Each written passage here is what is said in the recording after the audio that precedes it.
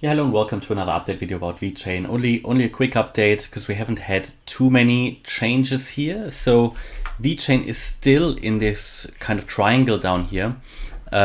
We put the idea of an Elliott wave triangle on the chart in the last video, which means that from the low here, from the 12th of May, we have come up in a wave A, we're moving down in a wave B, we're moving up in a C, down in a D, up in an E.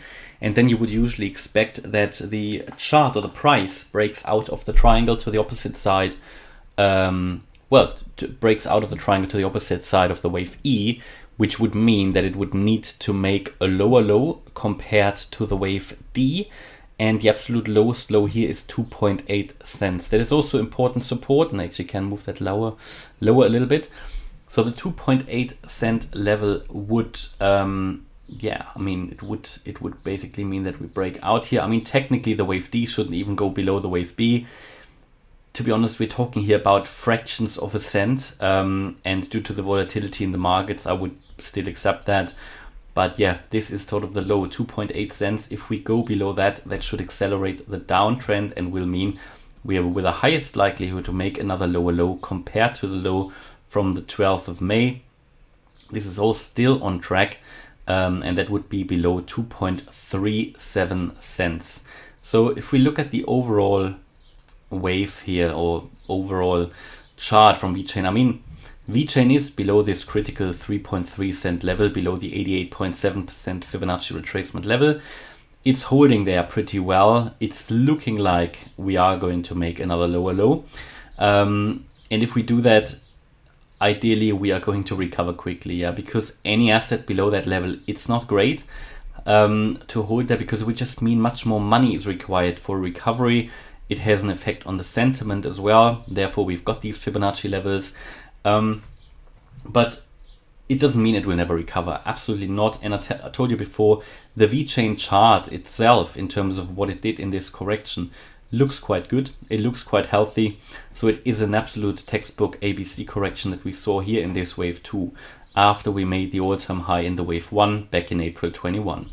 So ABC, very nice correction, and as expected we came in this overall correction lower than the wave A, so lower than the 78.6% Fibonacci retracement level at 6.15 cents. So this is all still on the table that we are going to find the low soon, if we haven't found it already.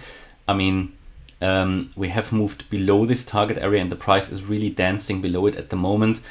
Doesn't really get back into it, but that would be quite important to get back into the area. And as I said before, this is all still on the table. As soon as we break back above the 88.7% Fib level, so above 3.3 cents, it is a really, really good sign, and it could mean that we already have seen the low here for VeChain, but we need some signals here. At the moment, we're just consolidating, and to be fair, for me at the moment, the probabilities point more towards the downside. And the reason is, first of all, just looking at this, that this is just a consolidation in a downtrend or from a downtrend, basically a bearish pennant or bear flag, you can call it, that would also with a higher likelihood break to the downside.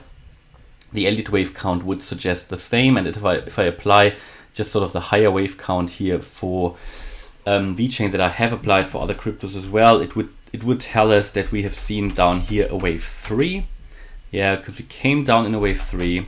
We are now moving up. This is a wave 4 basically that will be finished when the triangle is finished. So when the wave E of the triangle is finished. And then we're going to see one more move down in a wave 5 that will then complete this overall correction that VeChain did go through.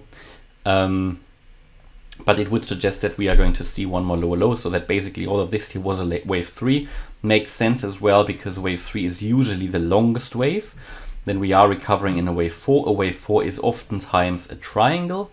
Makes sense as well here, and is currently playing out. And then the next wave would be a wave 5 down.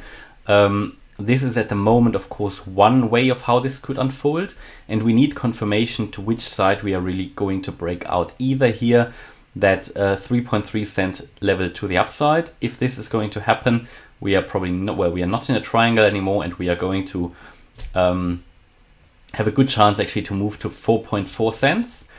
If we are going to go lower, then I think we are going to finish off this wave 5 here, off the wave C, off the wave 2. And this would finish off the overall correction on the VeChain chart. So still at play here, these very, very critical levels.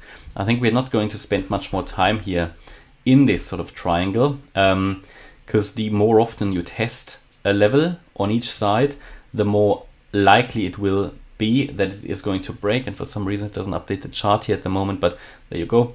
Because it will get brittle. A lot of people see this, you know, it will be easier to trade it because the up and down, and when everybody's starting it, then it is going to break out, which is going to happen very soon, probably in the next few days or next week. I mean, it's already Sunday today, so probably we're going to see something here next week. Now, it could already be that after this wave E high, we're already starting that impulse down here in this wave 5. We can absolutely see here that this could be a wave 1 down already, and we are currently maybe still in this unfolding wave 2. Yeah, so what we expect now, normally after the wave E is finished, if it is finished then, but we need confirmation by breaking below 2.8 cents. That would be a good confirmation. But what this could unfold in is here possibly in a wave A. We could still be in the wave 2. Maybe the wave 2 is already finished and we would already be here in the wave 3, moving up in a 4, moving down in a 5. That would complete this wave here in 5, and the C and the 2. And after this entire correction, we could then start to move up. What would be a level that we could expect here for the absolute low? Well, it is technically possible to just make a slightly lower low compared to the previous one from the 12th of May. That would be something below 2.4 cents. Yeah. But ideally we want to make a little bit of a lower low. Yeah, but it doesn't need to. It doesn't need to. All we need in this wave 5 is to make a little bit of a lower low. And that's fine then, and then we can turn around at any point in time. That is what the lower level Elliott wave count would suggest. And if we take a look here at the overall chart, and if we add the VPVR volume profiles, then we can see that the cluster of support is sort of in this region from starting at 2 cents. Yeah, so this will be very, very important support. There's a big spike here at 1.7 cents. So that's something to keep in mind. That is most likely where we are going to find support should we really make a lower low compared to 2.3 cents. Overall, from a higher level point of view, VeChain obviously reached here this yellow target area between the 78.6% Fib level and the 88.7% level. And from that point of view, it actually did, in this overall correction, which we have been in now since April, it has really done what it needs to do. So again, it can turn around at any time as well. It's just that the shorter time frame Elliott wave count would suggest that we haven't seen the low yet, and also the fact that we are still hovering below the 88.7% Fib level, because we did drop below it, would just suggest we haven't seen the low yet, you know, these things. And also we don't really see the bullish signals in the chart yet, you know?